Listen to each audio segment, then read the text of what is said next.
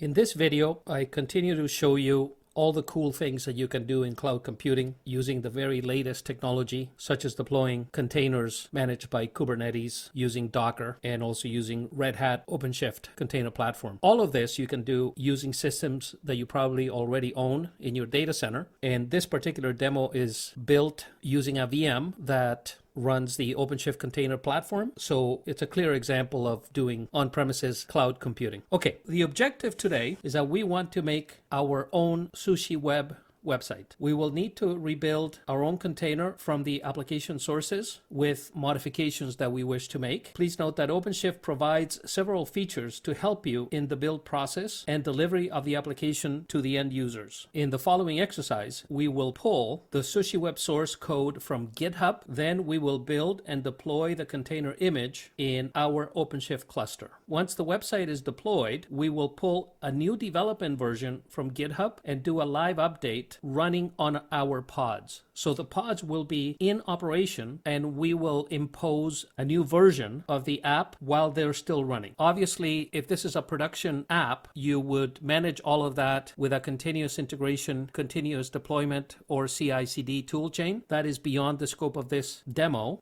But suffice it to say that when doing things in real life, you have all the controls that you need to ensure that you don't do something potentially silly. All right, let's get to work. First thing we're going to do is we're going to open GitHub so we can see where the source code is. So here's GitHub, and the source code is right here on the Docker file. And so what we will do now is we'll go and log in to OpenShift, and we are now going to create a project. So I go here, I click Create Project, and we're going to call it Sushi Web Sources, and we will create the project. All right, so now in order to work with GitHub, we are going to do some command line interface. And for that, we use a PuTTY or PuTTY. Guys, I'm sorry, I don't know how to properly pronounce this, so don't crucify me. Configuration. So we will call up the following IP address.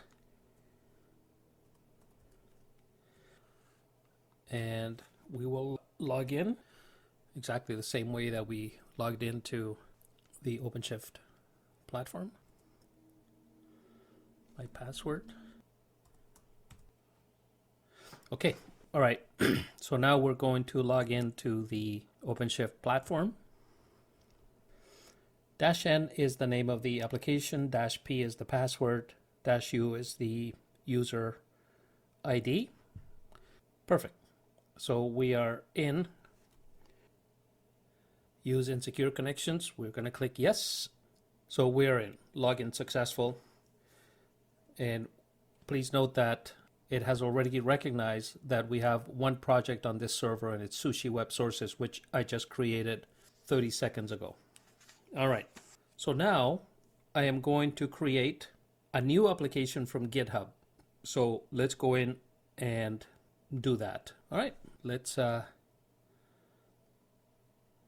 click on this and note that it returns found Docker image, 2 months old, from Docker Hub, and an image stream tag will be created, and so on and so on. So basically it's created the app. So now we will check the status of the new application. So we're just getting the logs. So you can see it's fetching the application. It's installing all the elements involved with this application.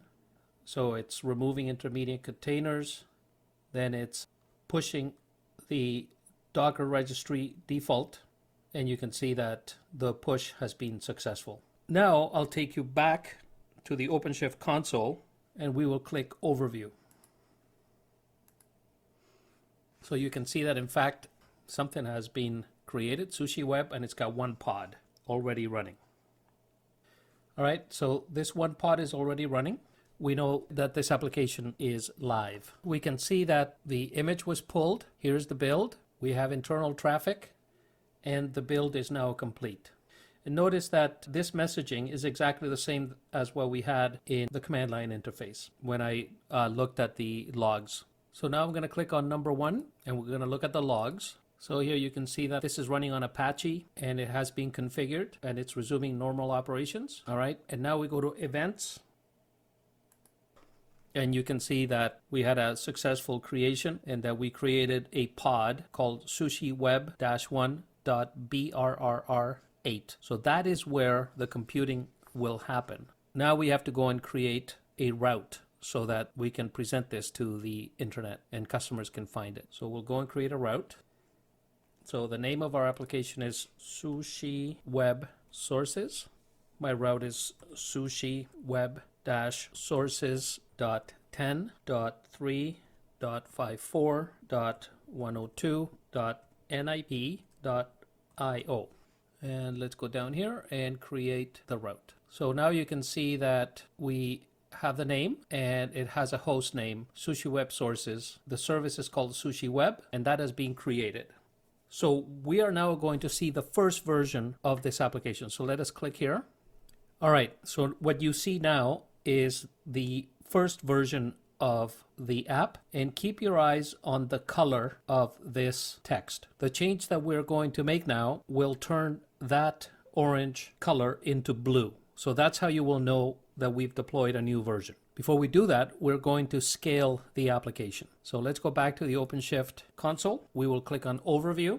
And one pod is simply not enough to run this at the scale that we need to satisfy our customers. So we will deploy 3 pods. So I just click here and the system is automatically creating 3 pods. And this is very important because I am telling the system that at any point in time, I want 3 pods working, and Kubernetes will ensure that that is the case. So if any one of those pods fails, Kubernetes spins up a new pod to keep it at 3 automatically without me having to do anything. So let's go to monitoring, and you can see that we've got 3 pods.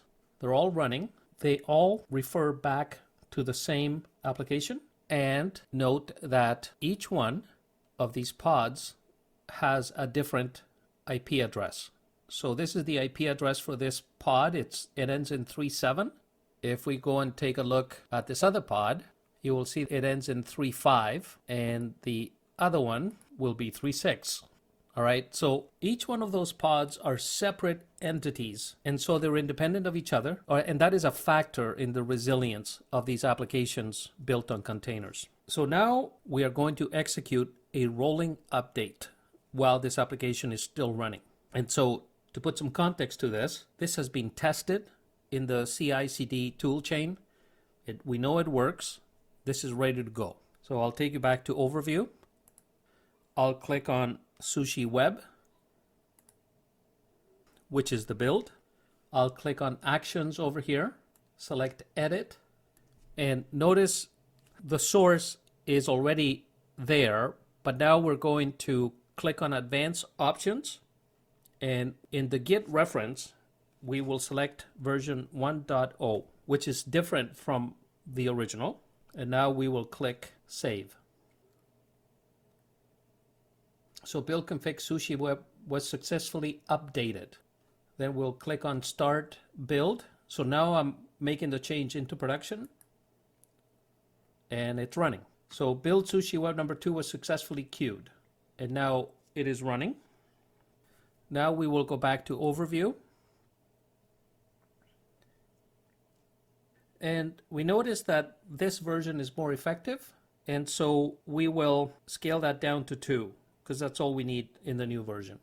So let's see if the change was made. If I go to Sushi Template and I refresh, well, now you can see that the change was made. Notice that all the fonts are blue, which was the change. So we have just gone through a cycle of updating clusters while in production. We notice how to scale and descale the number of pods that we have running this application. We got the information from GitHub. We explored how to use command line interface. And all this cloud computing happened on a VM running on a power server on premises in your data center behind your firewall. Thank you very much.